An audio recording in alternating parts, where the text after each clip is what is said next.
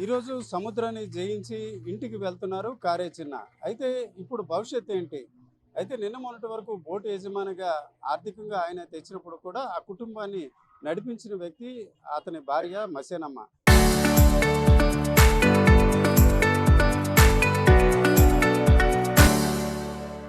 ఇప్పుడు ఆమె కూడా ఉన్నారు. అమ్మ, ఒక రకంగా డిశ్చార్జ్ అయ్యి వెళ్ళడం అందరూ మాకు సంతోషం, మీకు సంతోషం. ప్రపంచం అంతా కూడా మీ భర్త వైపు చూసింది. అతను ఎట్లా ఉంటారు అని.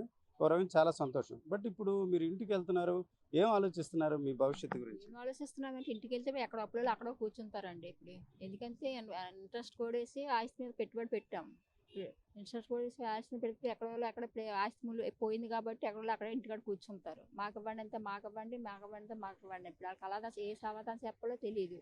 ప్రభుత్వం వాళ్ళకి సాయం చేసింది కానీ మరి మనకు కూడా ఇంతవరకు మనకి ఇంతవరకు చేస్తాను అంటున్నా కానీ ఇప్పటికొచ్చి మనకు సాయం చేయలేదు. అవును. వీళ్ళు కూడా సాయం చేయలేదు, వాళ్ళు కూడా చేస్తాం అంతలో భరోసా ఇచ్చారు బయటపిల్లి లక్ష్మణ్ గారు యూనియన్ ఆఫీస్. మళ్ళా జానకిరాముడు గారు అద్దరు భరోసా ఇచ్చారు చేస్తామని. ఎంతవరకు న్యాయం జరుగుతుంది ఇంక తెలియదు. ఇంటికి వెళ్తున్నాం. ఓకే అమ్మాయి, అంటే అంత లెక్కలు నేను అడగకూడదు కానీ అడుగుతున్నాను. ఎంత అప్పులు ఉన్నాయి ఈ బోటు కోసం? ఎంత అప్పులు చేశారు మీ హస్బెండ్? 30 దాటేసి ఉంటుంది సార్. 30 ఇల్లు 2 ఇల్లు బ్యాంకులో పెట్టాము, మళ్ళీ బయట నూడాము, బంగారం ఇంకా మెల్ల పుస్తులతో సహా అమ్మేసి దాని మీద పెట్టాము అన్నీ. నెలకి ఎంత లేదన్నా మనకు నెలకే ₹1,00,000 దాటేసి వాళ్ళకి ఇంట్రెస్ట్లు అన్నీ కట్టాం మనం. బ్యాంకు గేంకు అన్ని వాళ్ళకి. ఎంతమంది పిల్లలు? ఇప్పుడు మీరు చూసారు కదా, గవర్నమెంట్ అయితే ఏదో 10 లక్షలు ఇచ్చింది. ఇప్పుడు ఈ ఆరుగురు కూడా మీ దగ్గర వాళ్ళు కదా, వాళ్ళందరినీ మరి మీరు? ఫ్యామిలీ అండి. ఓ బాబు గారు, పెద్ద బాబు గారు, పెద్ద బాబు గారు కొడుకు 2 పిల్లలు. ఓ బాబుకి ఏజ్ 13 సంవత్సరాలు, పాపకి ఏజ్ 11 సంవత్సరాలు. ఇంకో బాబు గారి కొడుకు బాబుకి ఏజ్ 7 నెలల పిల్లడు. ఇంకో బాబు ఏజ్ 3 సంవత్సరాల బాబు. ఇంకో ఇంకో అమ్మాయి ఉందా గర్భిణి అన్నమా కొండన్న, ఆవిడ 8 నెలల గర్భిణి. మా మాయ ఉన్నాడంటే అక్కలైన మేడ చిన్నమ్మరు అంతం కదా, అతను కూడా ఫస్ట్ బాబు చనిపోయాడు ఇలాగే. మా ఇంట్లో ప్రాబ్లం వల్ల ఉరేసుకొని చనిపోయాడు. ఇప్పుడు మిగతాగా ఇతను గంగలోకి వెళ్తే తెచ్చినట్టు తిన్నట్టు నాకు తిన్నట్టు. ఇంకా అబ్బాయి ఉన్నా సరే బయటికి ఆడికి వెళ్ళాడు. ఎందుకంటే చెప్పిన మాట ఆలకించక. ఇతను తెస్తే తిన్నట్టు నాకు తిన్నట్టుగా అతను కూడా ఉన్నది. మిగతా పరిస్థితి కూడా అంతే. ఇంకా అతనికి బండి అన్న అతనికి 3 ఆడపిల్లలు. అతనికి పెళ్ళిళ్ళు అవ్వలేదు. ఒక అమ్మాయికి పెళ్ళి అయింది కానీ 2 అమ్మాయికి పెళ్ళిళ్ళు అవ్వలేదు వాళ్ళు కూడా.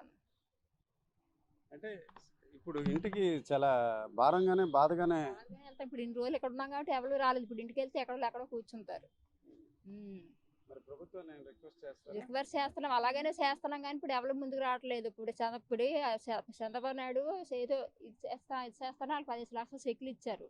అందులో మాకు కూడా కొంచెం ఎంతో కొంత మాకు సాయం చేస్తే మాకు ఎంతో సంతోషంగా ఉంటుంది కదా. ఇప్పుడు మాది 30 లక్షలు 40 లక్షలు ఆస్తిపోయింది. ఇప్పుడు మేము ఎలా బతకాలో తెలియట్లేదు. ఇప్పుడు ఎందుకంటే మేము అందులో సాగు వచ్చినా ఏటు వచ్చినా అందులో బతికిన వాళ్ళు మేము గంగంలో బతికిన వాళ్ళు మేము. మాకు ఫస్ట్ నుంచి మాకు జాబులు గీబులు ఉద్యోగాలు మాకు ఎట్లేదు. అందులో బతికిన వాళ్ళు అందులోకి వెళ్తే తిన్నట్టు నాకు తిన్నట్టు మాకైతే అక్కడ నుంచి ఉద్యోగాలు చేసి జీతాలు వచ్చి అవన్నీ మాకు ఉండవు.